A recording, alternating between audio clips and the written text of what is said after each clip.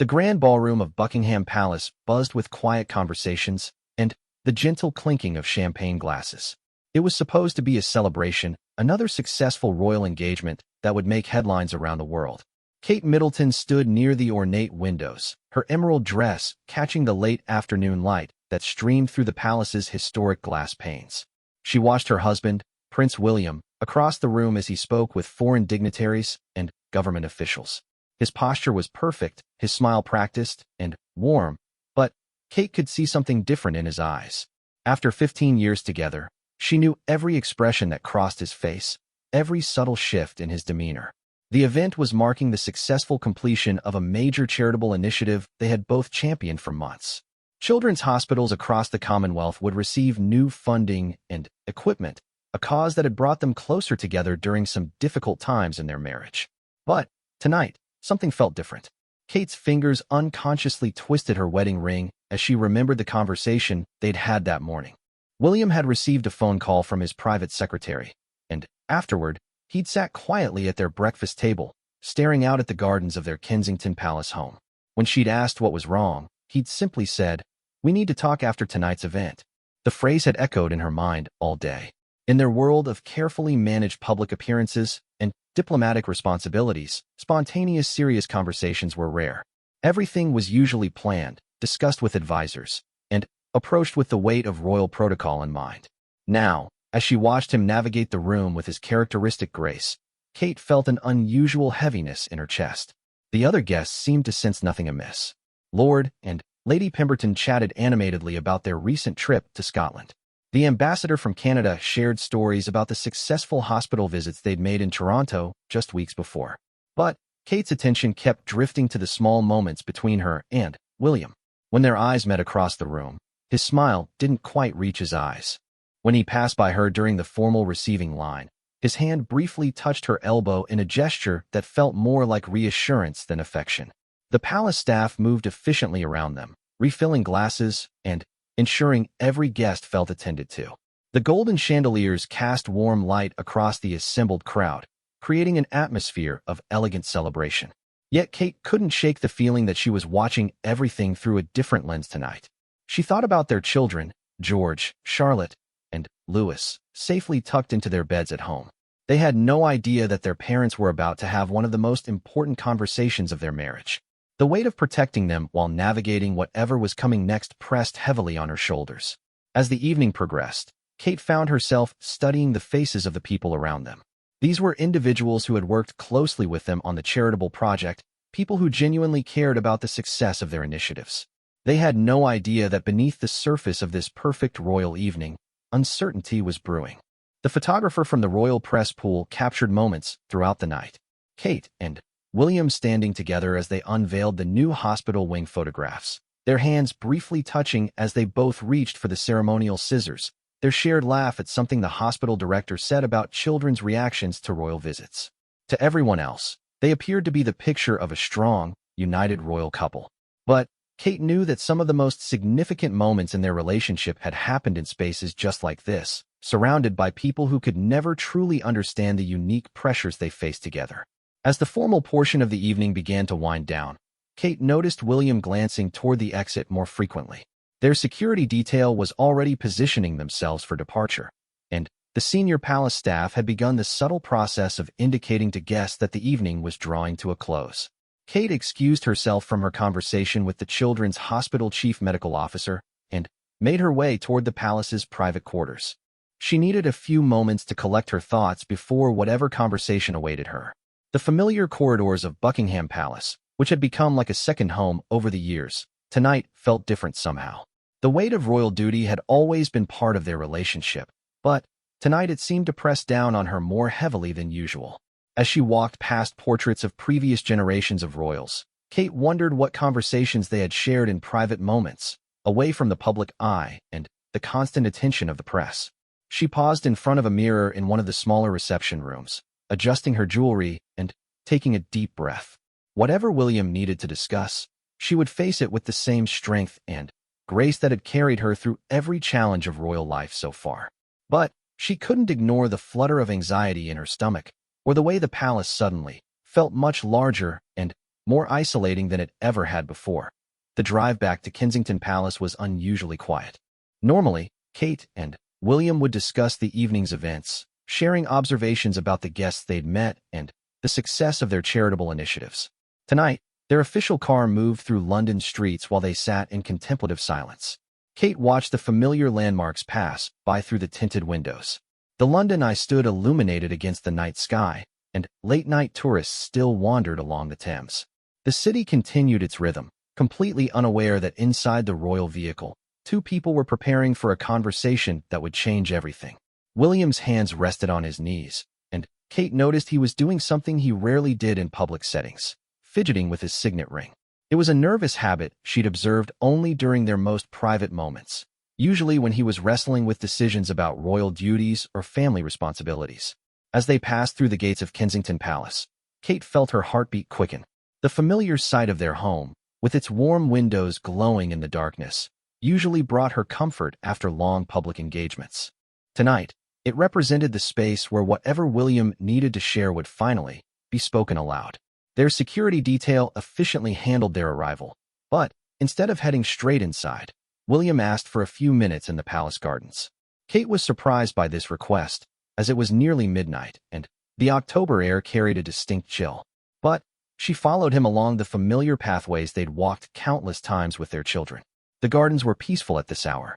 The carefully maintained flower beds were still beautiful even in autumn, and the old trees provided a sense of privacy that was rare in their public lives. They walked past the area where George had learned to ride his bicycle, where Charlotte had picked her first flowers, where Louis had taken his first unsteady steps on the grass. William stopped near a bench they'd sat on many times before, but instead of sitting down, he turned to face Kate directly. In the soft light from the palace windows, she could see the weight of whatever he was carrying in his expression. "The call this morning," he began, his voice quieter than usual. "It was about my father's health. The doctors have found something concerning, and they want to run more tests. But, Kate, there's something else." She felt the ground shift beneath her feet, even though she remained perfectly still. King Charles had seemed fine during their recent family gatherings, full of energy and enthusiasm for his royal duties. The thought of serious health issues had never occurred to her. "The advisors have been discussing succession protocols more seriously than they have in years," William continued. "They're not saying anything is imminent, but they want us to be prepared for possibilities we've never had to consider before." Kate understood immediately what he wasn't saying directly. The weight of the crown, which had always been a distant future consideration, might be approaching much sooner than anyone had anticipated. She thought about their children, sleeping peacefully inside the palace, unaware that their lives might be about to change in ways that would affect them forever. "What did the doctors actually say?" she asked, surprised by how steady her own voice sounded. William explained the medical details he'd been given. Tests, consultations, treatment options, and timelines that were still uncertain. Nothing was definitive yet, but the royal physicians were taking the situation seriously enough to involve the private secretary's office and begin preliminary discussions about increased royal duties. As Kate listened, she found herself thinking about all the conversations they'd had over the years about eventually becoming king and queen. It had always seemed like something that would happen decades in the future, after they'd had more time to prepare their children and themselves for the enormous responsibility. "There's something else," William said, and Kate could hear the difficulty in his voice. "The advisors want us to consider reducing our personal time together and increasing our individual royal engagements. They think it would be better preparation for what might be coming." The implication hit Kate immediately. More time apart, more individual responsibilities, less of the partnership approach that had defined their royal duties since their marriage. She thought about all the projects they'd worked on together, all the causes they'd championed as a team, all the ways their marriage had been strengthened by their shared commitment to service. "They want us to start practicing being apart more," she said, not really asking a question but confirming what she understood. William nodded, and in that gesture, Kate saw years of careful partnership potentially beginning to shift into something different. They had always known that being king and queen would change their relationship, but she hadn't expected those changes to begin before the crown actually passed to William. The garden around them felt different now, as if their conversation had changed even familiar spaces. Kate looked back toward the palace windows, thinking about George, Charlotte, and Louis sleeping inside. How would they explain changes in family routines and parental availability? How would they maintain the normal childhood experiences they'd worked so hard to provide? What do you think we should do? William asked, and Kate recognized this as one of the moments that defined their relationship. Despite all the royal protocols and advisory committees, he was asking for her opinion, treating her as his partner in making decisions that would affect their entire family. Kate considered her response carefully. She thought about the years they'd spent building their marriage, their family, and their approach to royal service. She thought about the causes they cared about and the difference they'd been able to make by working together. She thought about their children and the importance of maintaining stability in their lives during uncertain times. I think we face whatever comes next the same way we've faced everything else, she finally said. Together, even when we have to be apart, we make decisions that protect our family and honor the responsibilities we've committed to. William's expression shifted slightly, and Kate could see some of the tension leave his shoulders. They stood together in their garden, surrounded by the peaceful night, knowing that their conversation had marked the beginning of a new chapter in their lives. Whatever challenges lay ahead, they would meet them with the same partnership that had carried them through every previous difficulty. The palace stood behind them, full of history and responsibility, while ahead of them lay uncertainty and change. But in that moment, in their garden, they were simply William and Kate, facing the future together. The following weeks brought a series of changes that were invisible to the public, but felt significant within the walls of Kensington Palace. Kate found herself accepting more solo engagements, traveling to events that she and William would have normally attended together. The official explanation was that it allowed them to cover more ground and support more causes, but Kate understood the real reason. She stood in her private dressing room, preparing for a visit to a women's shelter in Manchester. Her lady-in-waiting had laid out several outfit options, but Kate's mind was elsewhere. William was simultaneously preparing for his own engagement at a veterans' hospital in Scotland. They would be apart for 3 days, something that had become more common recently. The children had noticed the changes, though they were too young to understand the underlying reasons. George, now old enough to be aware of his parents' schedules, had asked why Daddy wasn't coming to his school sports day. Charlotte had wondered aloud why Mummy was traveling so much more often. Louis, still very young, simply missed having both parents present for his bedtime routine. Kate had become expert at explaining these changes in ways that satisfied curious children without revealing the weight of adult concerns. She talked about helping more people and visiting more places, about the importance of their work and the privilege of their position. But late at night, when the palace was quiet, she wondered about the long-term effects of these adjustments. King Charles had undergone his medical tests, and while the results weren't immediately alarming, they weren't entirely reassuring either. The royal physicians recommended ongoing monitoring and some lifestyle adjustments, but more importantly, they had advised the king to begin delegating more responsibilities to William and Kate. The transition was happening gradually, almost imperceptibly to outside observers. William was taking on more constitutional duties, spending longer hours with government officials and Commonwealth representatives. Kate was expanding her patronages and accepting more high-profile international engagements. To the media and public, it appeared to be a natural evolution of their royal roles. But within their marriage, the changes felt more significant. Their morning conversations over breakfast had become briefings about separate schedules. Their evening discussions focused on comparing notes from different events rather than shared experiences. They were becoming more efficient as individual representatives of the crown, but Kate sometimes felt they were losing something essential about their partnership. The irony wasn't lost on her that as they prepared for potentially becoming king and queen together, they were spending more time apart than they had at any point in their marriage. She understood the practical reasoning behind the advisor's recommendations, but she also recognized the emotional cost of these adjustments. One evening, after returning from a successful engagement at a children's hospital in Birmingham, Kate found William in his study, reviewing briefing papers for upcoming Commonwealth meetings. The room was lit by his desk lamp, creating a warm circle of light around his workspace, while the rest of the study remained in shadows. "How was Birmingham?" he asked, looking up from his papers with the tired but attentive expression she'd become familiar with recently. Kate described her visit, sharing the stories of patients she'd met and the innovative programs the hospital was implementing. William listened with genuine interest, asking questions about the medical staff and the facility's funding needs. It was a good conversation, but Kate couldn't ignore how different it felt from the discussions they used to have when they attended events together. The Commonwealth representatives want to schedule more meetings, William said, gesturing toward his paperwork. There are concerns about trade agreements and diplomatic relationships that apparently need immediate attention. Kate understood that this was William's way of explaining that his schedule would become even more demanding in the coming months. She also recognized that he was asking for her understanding and support, even though he couldn't directly request it given the complexity of their situation. The children are going to notice if we're both traveling more frequently, she said, voicing the concern that had been weighing on her mind for weeks.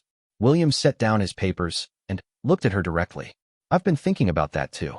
Maybe we need to be more strategic about our timing. Make sure at least one of us is always here for the important things. They spent the next hour reviewing their upcoming schedules, identifying conflicts and opportunities to ensure their children's needs remained prioritized. It was the kind of practical, partnership-focused conversation that reminded Kate why their marriage had always worked so well, even under the unique pressures of royal life. But, as they coordinated their separate calendars, Kate couldn't help but notice how the exercise highlighted how much time they would be spending apart. Weeks where William would be in one country while she was in another. Events where one of them would represent the family while the other handled different responsibilities entirely. Are we making the right choices? She asked, a question that encompassed everything from their individual schedules to their approach to preparing for potential future roles. William considered her question seriously, as he always did when she raised concerns about their family or their responsibilities. I think we're making the best choices we can with the information we have, he said.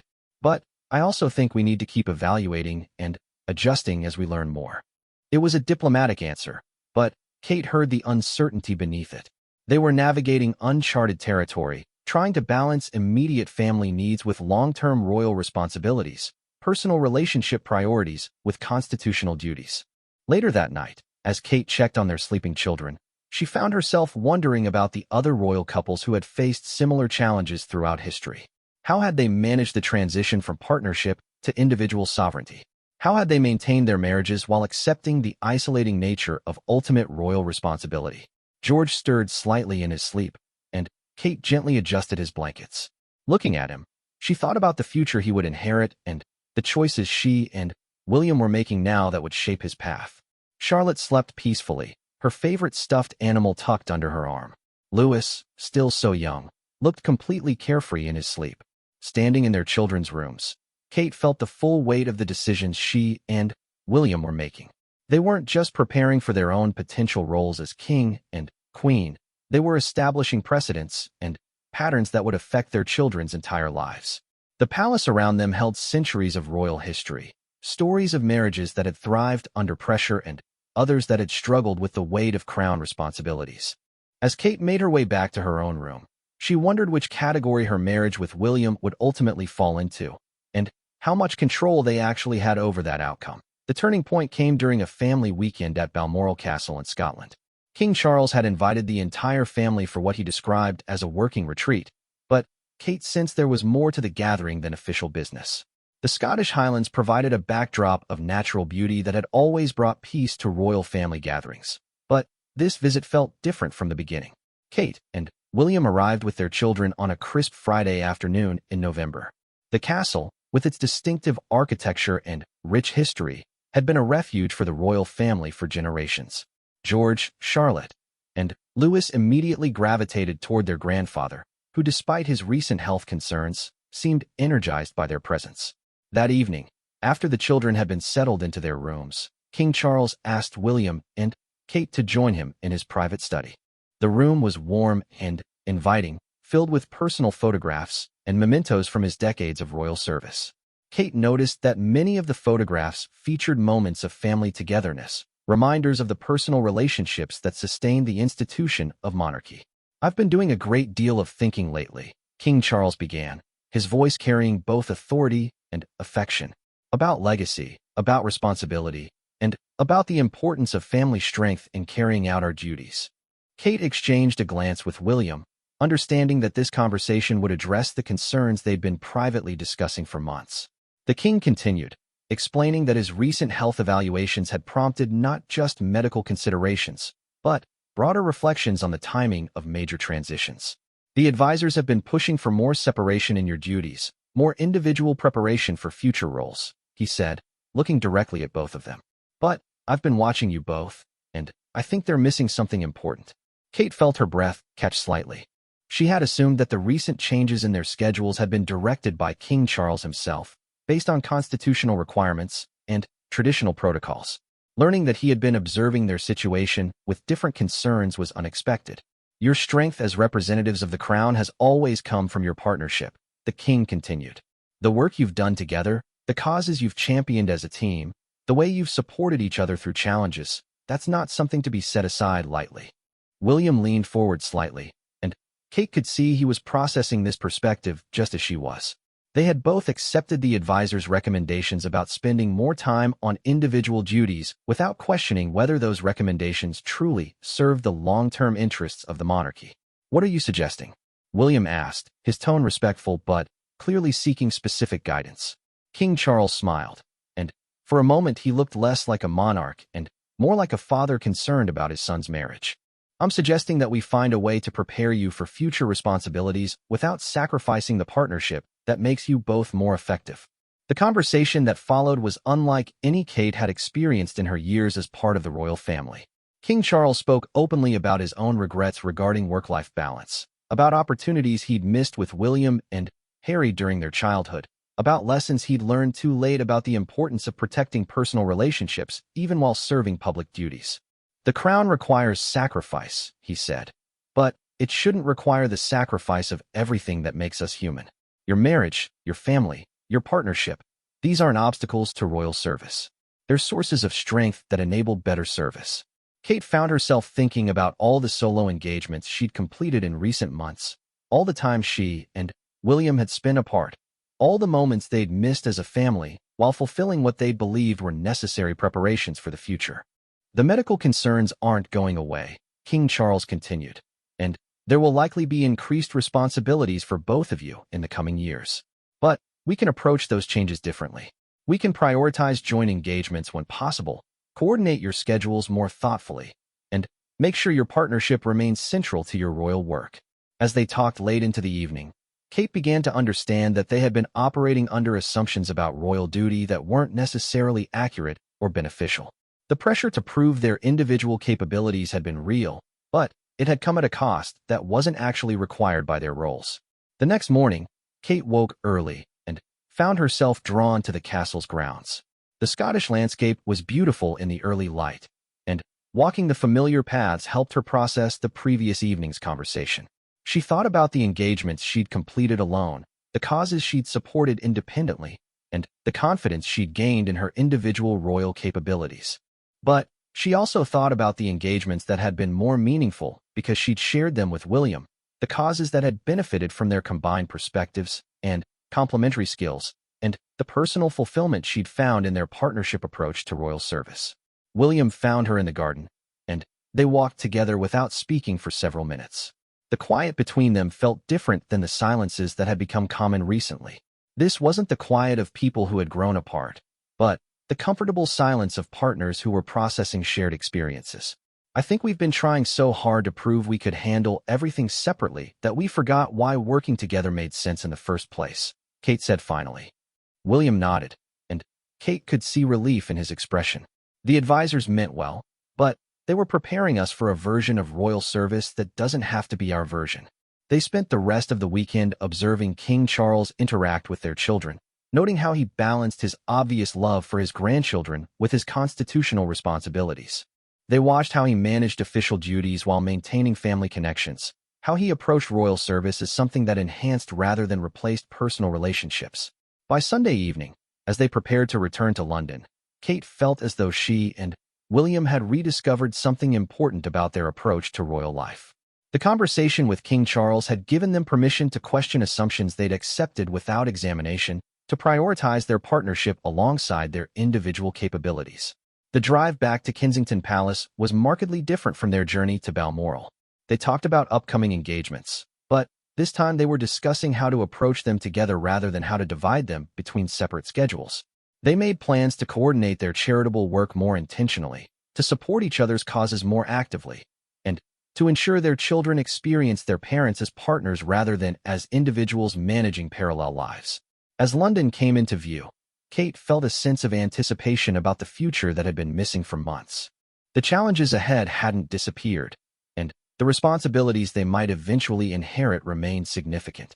But she no longer felt like she was preparing to face those challenges alone, even when William wasn't physically beside her.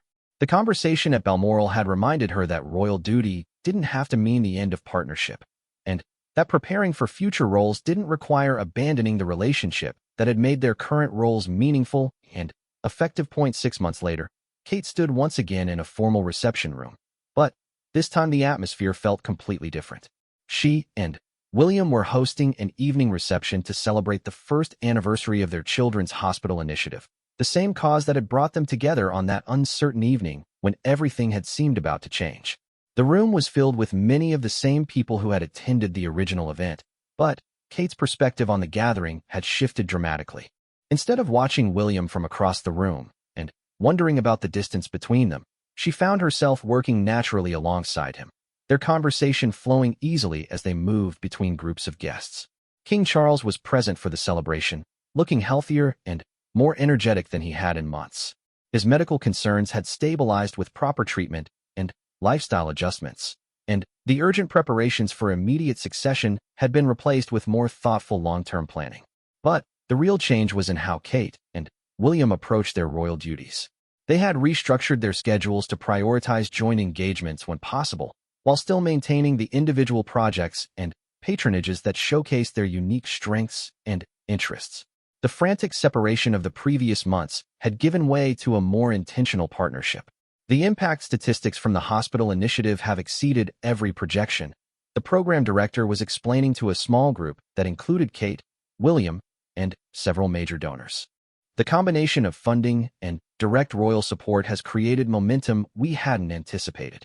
Kate listened to the detailed report of their success, but she was also observing how naturally she and William complemented each other in the conversation. He asked technical questions about implementation and scalability, while she focused on patient experience and family support programs. Their different perspectives created a more comprehensive understanding of the initiative's effectiveness. Later in the evening, as the formal presentations concluded and the atmosphere became more relaxed, Kate found herself in conversation with Lady Pemberton, who had been present at that earlier, more uncertain gathering. "You and William seem much more settled than you did last time I saw you together," Lady Pemberton observed, not intrusively but with the kind of gentle insight that came from years of observing royal family dynamics. Kate smiled, considering how to respond to such an accurate observation. "I think we've learned some important things about balancing individual responsibilities with working as a team," she said. "It's been a learning process." The comment was diplomatic, but genuine. The months following their conversation at Balmoral had required considerable adjustment and ongoing communication with royal advisors who had initially been skeptical about departing from traditional preparation protocols. But the results spoke for themselves. Their joint charitable initiatives had become more effective, not less. Their public appearances generated positive media coverage that emphasized their partnership and family stability. International diplomatic representatives had commented favorably on their coordinated approach to Commonwealth relationships. Most importantly, their children seemed happier and more secure. George had stopped asking why his parents were always traveling separately. Charlotte had returned to her normal cheerful self after a period of unusual clingy behavior. Louis continued to develop in his carefree, confident way, surrounded by the stability of parents who were present and engaged. As the evening drew to a close, Kate and William stood together to offer closing remarks to their guests. It was a moment that reminded Kate of that earlier evening when they had unveiled hospital funding, but everything about their interaction felt different now. "When we first launched this initiative," William said, addressing the assembled group, "we hoped it would make a difference in the lives of children and families facing medical challenges. But we've learned that it's done something more than that." Kate knew where he was going with his comments, because they had discussed this reflection together during their preparation for the evening. "It's reminded us that the most effective royal service comes from authentic partnership," she continued, taking up the thought seamlessly.